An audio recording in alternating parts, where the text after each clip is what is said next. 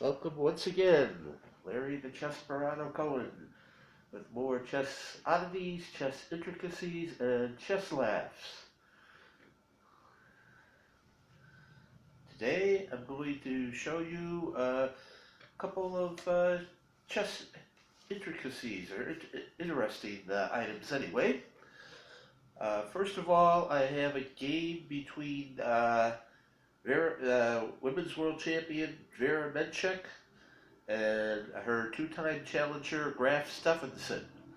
This actually was played in between the two matches, both of which, of course, Menchik won.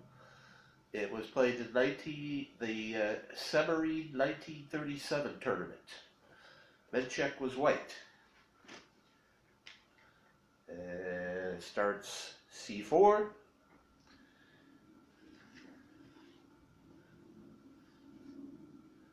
e6. Knight c3, d5, d4, knight f6, knight f3, simple four knights, knight b to d7, e3, c6. Oh, remember, never hang the king. Bishop d3, bishop e7, both sides castle,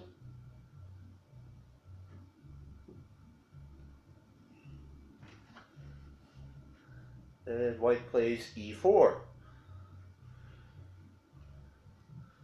So d takes e4, knight takes e4, knight takes e4, bishop takes e4, knight f6, bishop c2, maintaining the diagonal potential.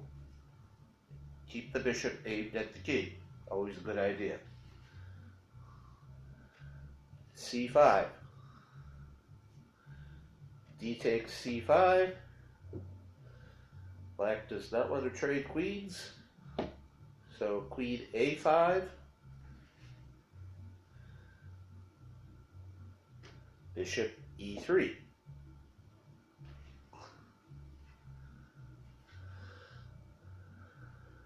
Bishop takes c5, getting the pawn back.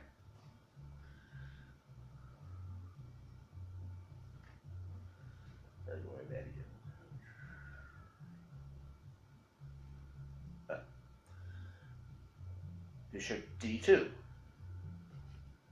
White wants to keep the bishops out. Queen c7. Apparently so does black, since he didn't offer the trade. Or she didn't offer the trade. Bishop c3. Again, bishops aimed at the king. Always something to, usually a good concept. So, bishop e7. Don't want the knight taken, destroy the pawn protection in front of the king. Queen e2.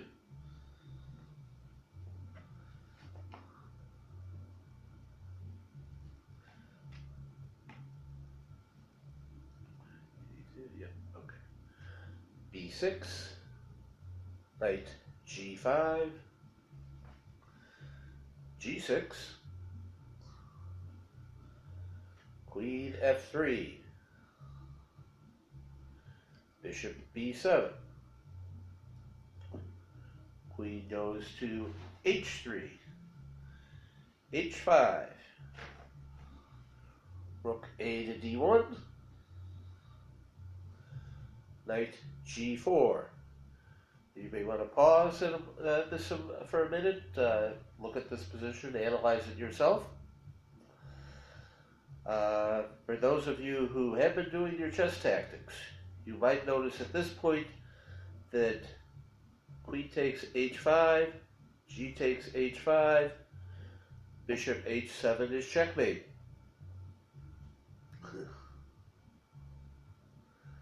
And of course, if you don't take the queen Queen h8 would be checkmate. However, the champion Menchik did not play this. The reason because queen takes h5, queen takes h2 check, a counter sack. What would then have followed, but didn't, queen takes h2, knight takes h2, and of course king takes, knight takes, you're even. Instead, you'd probably have something more along the lines, knight takes e6, then either one way or another you're trading off the knights, and white ends up a pawn. On the other hand, that wasn't what was played. But the reason it wasn't played is simply because white has better. Why win a pawn when you can win a piece? So what happened instead? The champion found a wonderful move, after which black resigned. Simply rook d7, disrupting the defensive idea of queen takes here. Because if queen takes rook, now the queen sack on h5 wins and mates. Nothing black can do about it. And if black tries to maintain the attack on the pawn, you still have takes here with the mate threat. Again, the only way to stop the mate threat is the sack.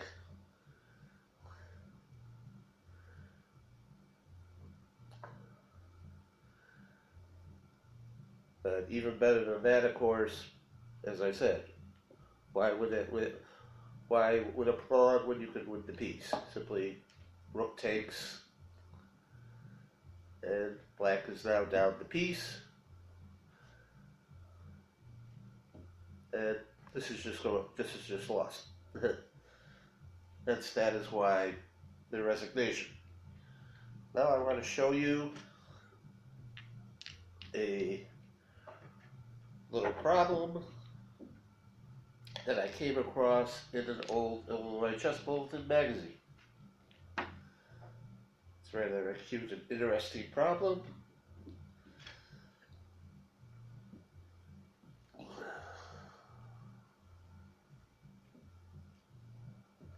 Please get this a little bit messed up. Okay, so the following position, here it is. You can pause and try to figure it yourself. At the following position, it's white to move. Obviously, if you take the rook takes, you end up with a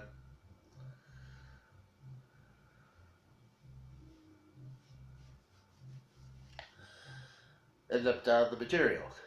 And of course, bishop takes bishop, rook takes bishop, again, just even king and pawn endgame. So to be able to take the rook checks. Now, of course, if the king moves, you're going to be down the full rook. Black came up with the cute little idea of rook here. Rook interpose. Rook takes rook check. King up, attacking the rook.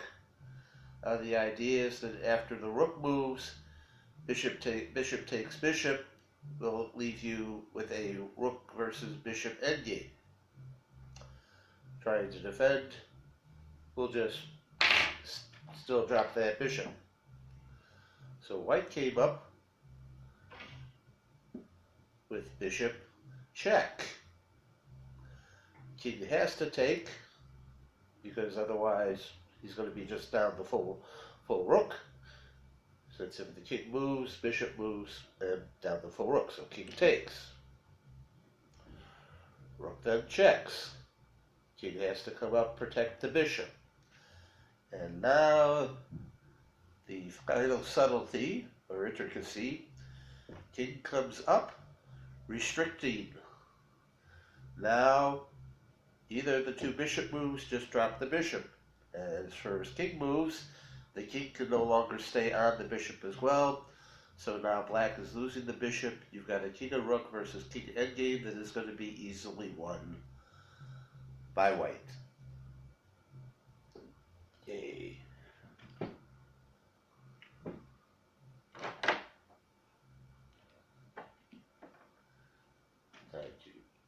Time to switch chessboards.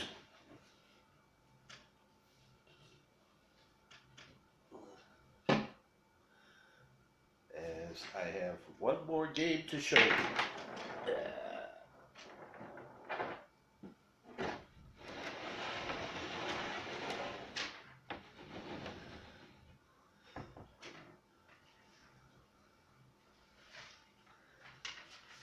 The following is a game from Moscow, 1925. Rubinstein versus Lasker. Lasker is black. I consider this a very good game for understanding the use of rooks.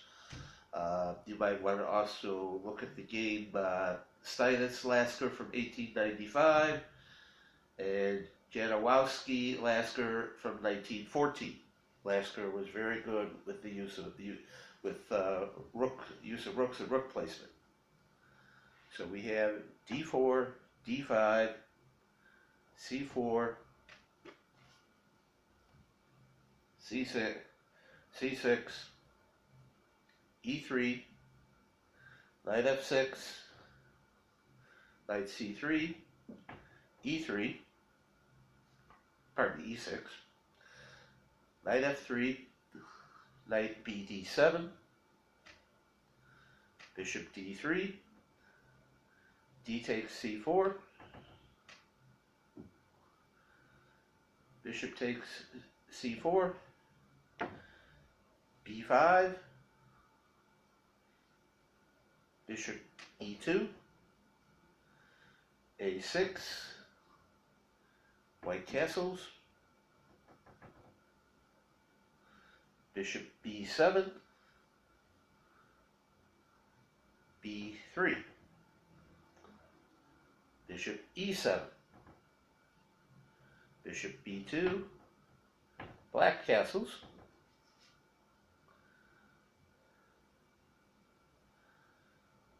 knight e5, c5, and now the diagonals open for the bishop. So bishop f3, queen c7, knight takes d7, knight takes d7, knight e4, rook a to d8.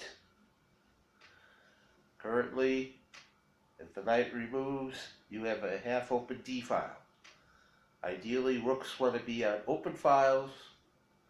If you can't get an open file, you want a half-open file then, or a file that may be opening up.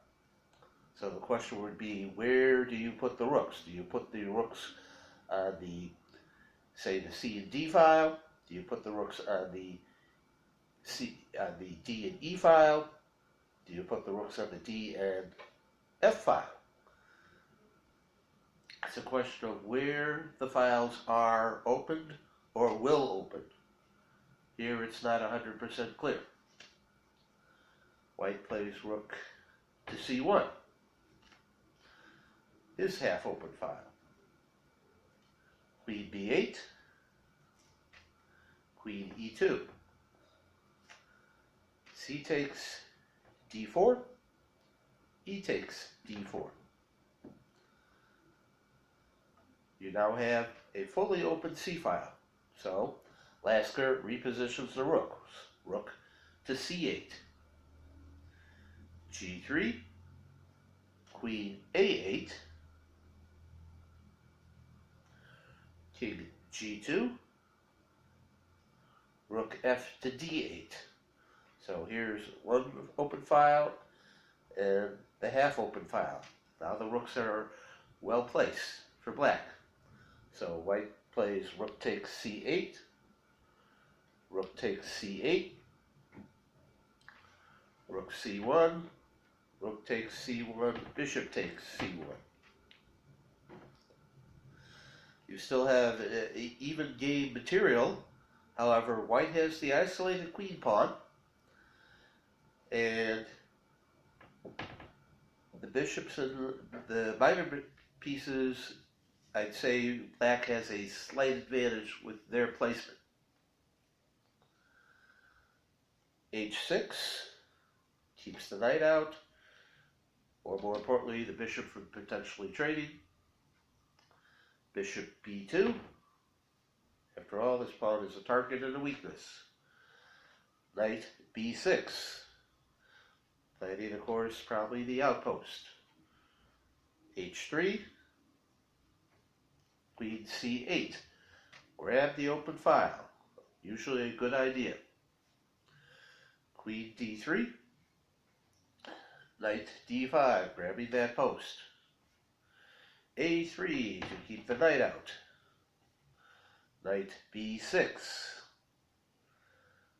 Ideally, he's hoping to get it into the c pawn. King h2.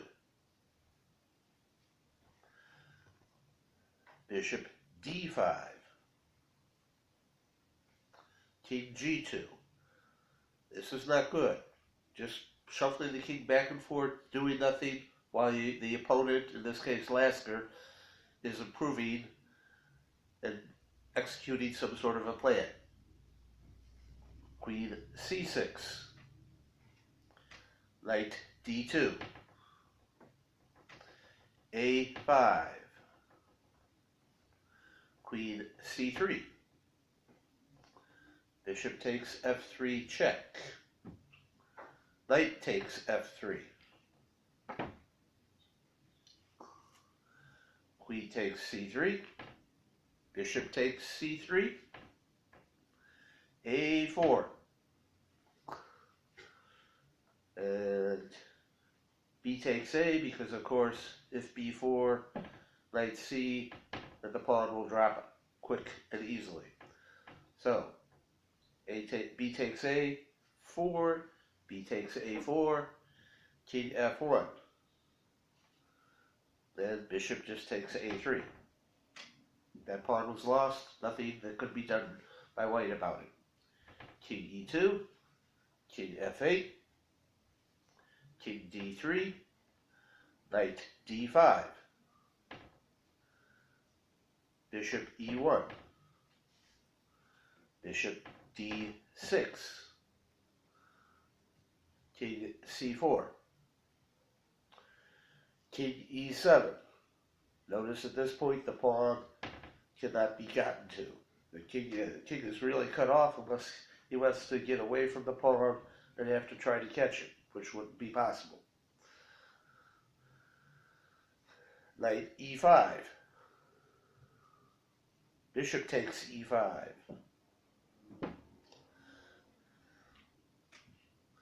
D takes e5. King d7. Bishop d2. That puts some pressure over on the king side. So you'd have to play g5, but ideally, of course, you want the pawns on the squares that the bishop is not covering. So it's a dark square bishop. You want pawns on white squares. So that would drop the h pawn. So h5 gets played here. Bishop c1, stopping the push. King c6. Bishop a3. Knight b6 check.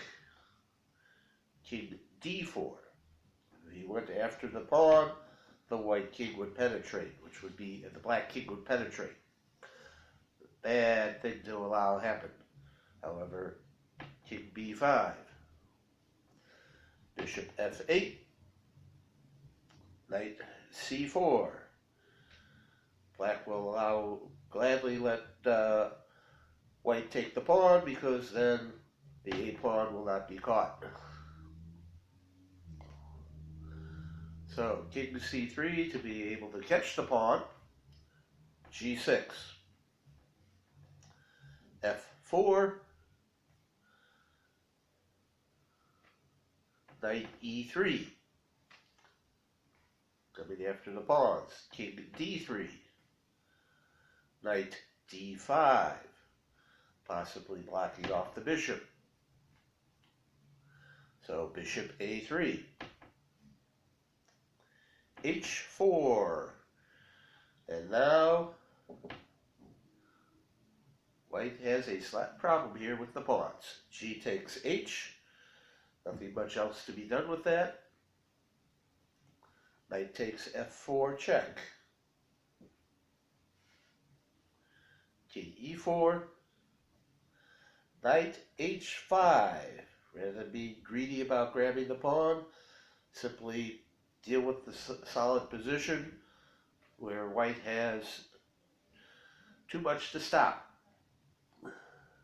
King goes to F3. King comes to C4.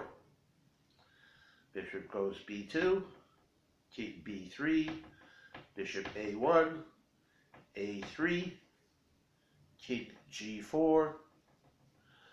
King C2. King G5. King D3. And white resigns, because now the bishop has no squares to move. That means the knight can simply come around and win off the bishop, and then the pawn quickly and easily queens.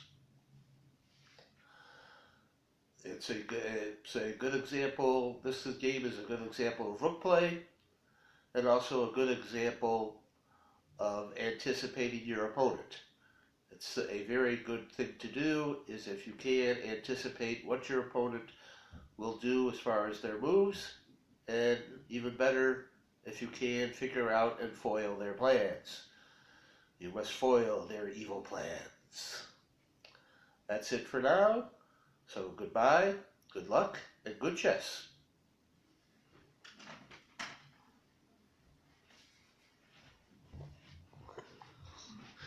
And stop eating it.